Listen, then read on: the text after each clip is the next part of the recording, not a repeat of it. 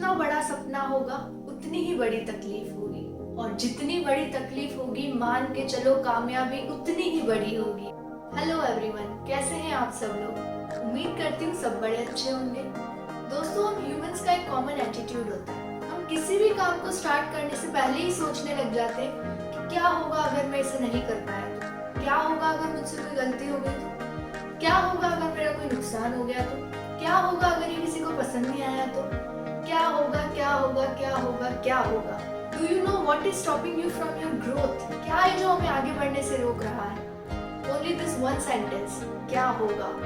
Only this two words, what if. इस क्या होगा के पीछे हम हमारी रियल पोटेंशियल, हमारी रियल ताकत को पहचान ही नहीं पा रहे। हम हमारे इनर स्ट्रेंथ को पहचान ही नहीं पा रहे हैं। दोस्तों, आज मैं आप लोगों को एक ऐसे इंसान के बारे में बताने जा रही हूँ जिनकी लाइफ में क्या होगा या मैं ये नहीं कर सकता जैसे शब्दों की कोई जगह ही नहीं है। ऐसा इंसान जो कुछ ऐसा सोचने और करने की ताकत रखता है जो एक नॉर्मल लोगों के लिए इमेजिन करना भी मुश्किल होता है। N extraordinary man, the real iron man, Elon Musk. पिछले कुछ दिनों से न्यूज और सोशल मीडिया में चर्चा में रहने वाला एक चेहरा एलॉन मस्क। कुछ ही दिनों पहले इन्होंने एक ट्वीट किया था जिसमें सिर्फ 2 शब्द थे, यूज सिग्नल।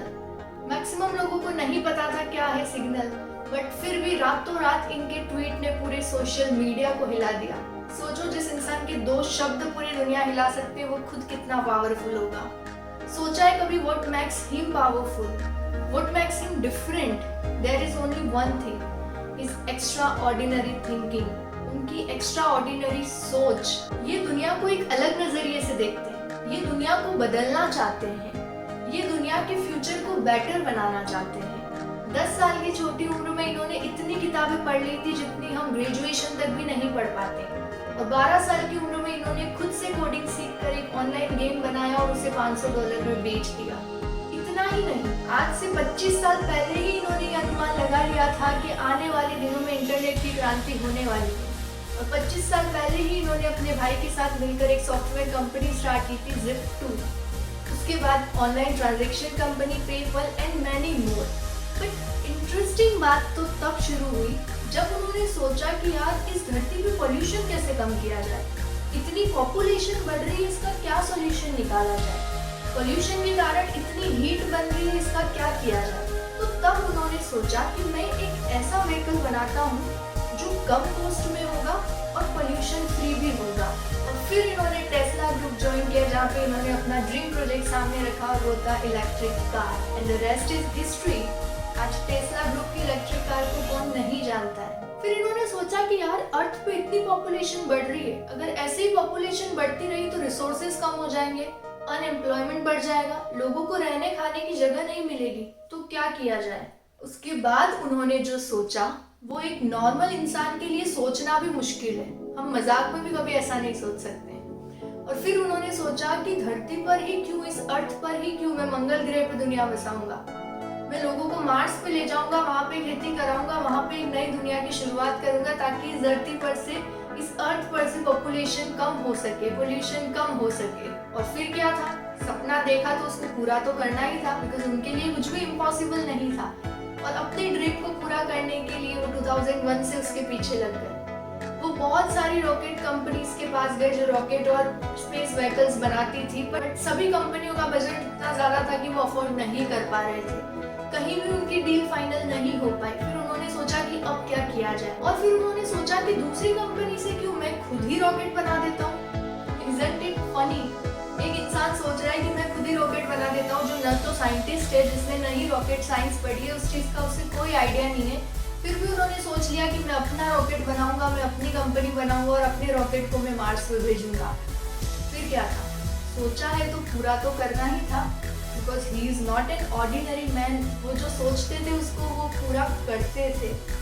और फिर क्या था, उन्होंने खुद ही रॉकेट साइंस की पढ़ाई की, इंटरनेट से, बुक से पूरी रॉकेट साइंस पढ़ी और अपनी टीम बनाई और अपनी खुद की कंपनी स्टार्ट की, स्पेस एक्स। कंपनी बनाने के बाद उन्होंने अपना पहला रॉकेट लॉन्च किया, बट अनफॉर्चुनेटली 41 सेकेंड बाद ही वो ब्लास्ट हो गया। फिर भी उन्होंने हार नहीं मानी, एक और ट्राई किया उन्होंने, सेकेंड बार फिर रॉकेट लॉन्च किया। वो रॉकेट स्पेस तक तो गया लेकिन ऑर्बिट में एंटर नहीं कर पाया। Again failure.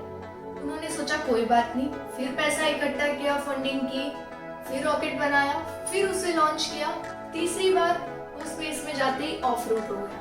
अब वो उस पे बहुत पैसा इन्वेस्ट कर चुके थे, कंपनी के दिवालिया होने की सिचुएशन आ गई थी, चारों तरफ से उनका मजाक बनाया जा रहा था, पर वो हार मानने वालों में से नहीं थे।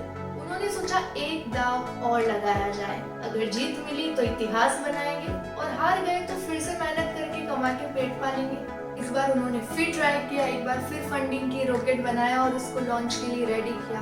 फिर एक बार रॉकेट लॉन्चिंग का टाइम आया, पूरी दुनिया की नजरें उन पर थी और उसके बाद जो हुआ वो पूरे वर्ल्ड के लिए अनबिलीवेबल था।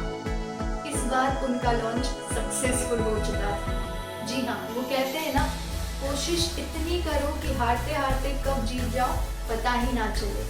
इधर उनका रॉकेट लॉन्च सक्सेसफुल हुआ और उधर उन्हें नासा से $1.5 बिलियन का कॉन्ट्रैक्ट भी मिल गया और अब उनकी कंपनी स्पेस एक्स बड़े बड़े प्रोजेक्ट्स बनाती है। बट उनके लिए इतना ही काफी नहीं था। उसके बाद उन्होंने solar city, artificial intelligence, hyperloop जैसे कई ऐसे प्रोजेक्ट बनाए जो इस दुनिया के फ्यूचर के बेटरमेंट के लिए काम करते हैं। He always says it is possible for ordinary people to choose to be extraordinary। एक ऑर्डिनरी पीपल के लिए एक्स्ट्रा ऑर्डिनरी बनना पॉसिबल है, but the thing is you want to choose it और नॉट।